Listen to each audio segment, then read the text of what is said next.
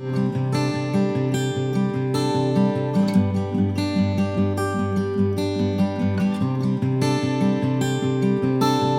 guys, did you know that domestication is a relatively rare event?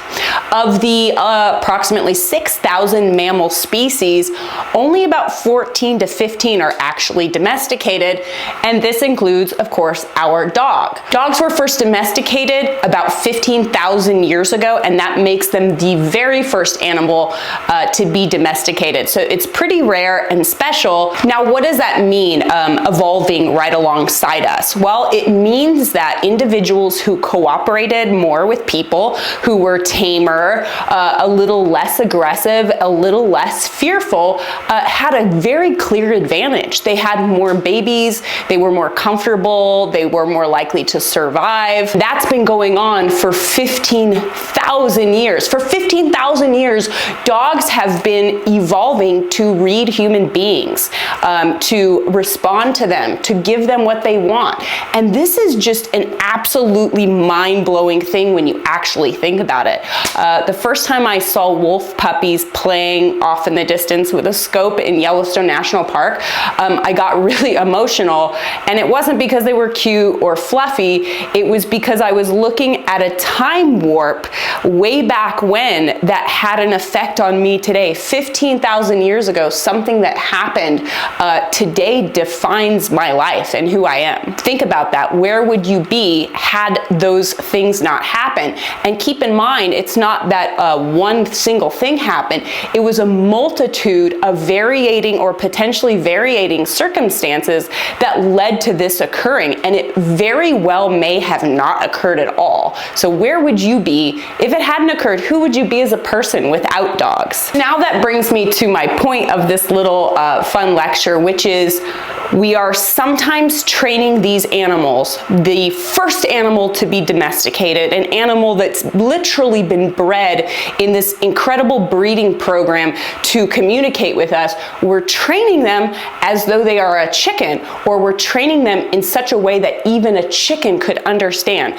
This is whether or not you're using a clicker or an e-collar. Pressing a button, any kind of button, is not the way to communicating with the dog. Of course, they're tools and we use them, but too often I'm seeing trainers who are devaluing emotion, devaluing conversation with the dog. Speak less, train more. Dogs have been selectively bred to understand what we're saying. And yes, I might be putting one little toe into the anthropomorphizing pool, but it is very true. Dogs understand us in a way that a chicken, a dolphin, a sheep, a pig, even though sheep, pig, chicken, those are domesticated animals too, they do not understand us in the same way as dogs. And therefore, if you want the best results, it's time to stop treating them like a chicken. So dog is not a dolphin. Dog is not a chicken. Dog is not the cheetah that's offering itself for an injection. Dog is highly evolved to want to please us. And that's what differentiates this animal from many of the other domesticated animals. This individual, or rather this species, actually wants our approval. Doing as little as possible, putting in as little effort, and just a click and just a tap and just a yes, that does not make an incredible dog trainer. If that were the case, anybody who could read a book would become a great dog trainer as long as they memorized the bare basics in the book. That's why you hear people talking about that feel that people have. It's not something magical that's up in the sky, that's not something that can be defined. Anybody can read about theory and quadrants. What takes that special dog trainer to come in and really be able to train a huge variety of dogs is their ability to almost see that dog as an equal, to get on their level and really recognize where that dog's coming from. So it's one thing if you have a dog with really high food drive or really high toy drive, those dogs make trainers look fantastic. But if you want to be more versatile than that, you're gonna have to go a little deeper. There are too many trainers, and really I'm talking to most of the balanced trainers, there are too many of you out there right now who are not taking advantage of the fact that you're working with an animal animal that's been selectively bred to care about what you think. What does that actually look like? When you mark, yes, click, blah, boo, who, and that is what signals the dog to the good, you're not really getting as much as you can out of this. I would much rather a trainer have, let's say, inconsistent markers that have emotion behind them and come with that praise or that emotion, any sort of, even if it's anger, no, don't do that. That emotion is giving our dogs information like, I care about what they think, and now they're a little angry, instead of wrong. I mean, really, guys?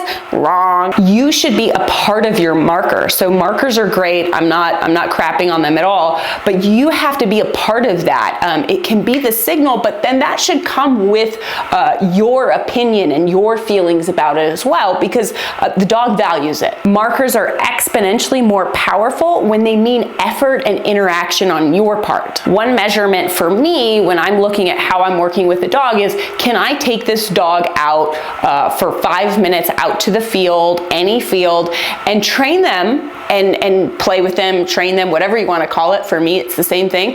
And without any collar, without any food, without any toys, or are they gonna peace out? Do I feel comfortable right now taking this dog out with nothing on, and are they gonna choose me? Are they going to opt for me over, peeing on the field? And that's the measurement that I hold myself accountable to when I'm working with a dog or when I'm coaching somebody. Can that person take that dog right now, and is that dog gonna stay with them because they choose to, because they care about what that person thinks? Okay, guys, I hope you enjoyed this little commentary on something that really annoys me in dog training, which is emotionless training, or training without that conversation, just clicking, just zapping, just giving your verbal marker words. For me, that stuff is just, it's so degrading for the dog. It's like, they're so much better than that. Can't you see that if the way you're training can also be, a chicken can get it, a chicken shouldn't be able to follow what you're doing. Of course, it's great to practice timing, and all of you, feel free to go to chicken school. It's a good educator for people using markers. But if that's only what you're doing, are these markers in this very technical training, you got a hole, and I'd like you to fill it.